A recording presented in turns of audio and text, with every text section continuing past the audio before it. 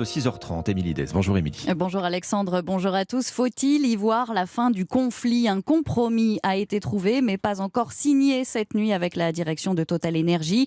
Accord trouvé avec la CFDT et la CFE-CGC majoritaire, mais sans la CGT qui a claqué la porte. Alexandra Gégy, vous étiez sur place. Qu'est-ce que les syndicats ont obtenu ? Alors l'accord porte sur une augmentation générale des salaires de 7%. C'est donc 1% de plus que la toute première proposition. Une augmentation assortie d'une prime annuelle d'au moins 3 000 € et plafonnée à 6 000 € pour les plus hauts revenus. En clair, les syndicats en passe de signer l'accord se réjouissent de ne pas laisser sur le bord de la route les plus bas salaires du groupe avec cette prime.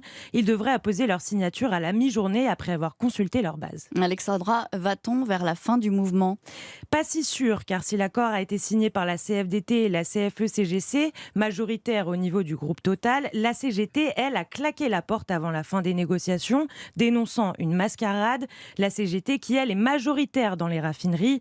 Toute la question est de savoir si elle va jouer la surenchère dans les prochaines heures. Ce qui est sûr, c'est que la centrale syndicale promet d'ores et déjà de continuer le mouvement de grève et elle appelle à la mobilisation générale mardi prochain dans de nombreux secteurs comme la SNCF ou la RATP. Alexandra Gégy pour Europe 1, la CFDT joue l'accord et l'apaisement. Geoffrey Caillon, coordinateur du syndicat.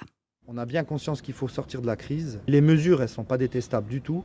Elles sont d'un niveau d'accord signé dans d'autres entreprises qui sont correspondantes à nos activités.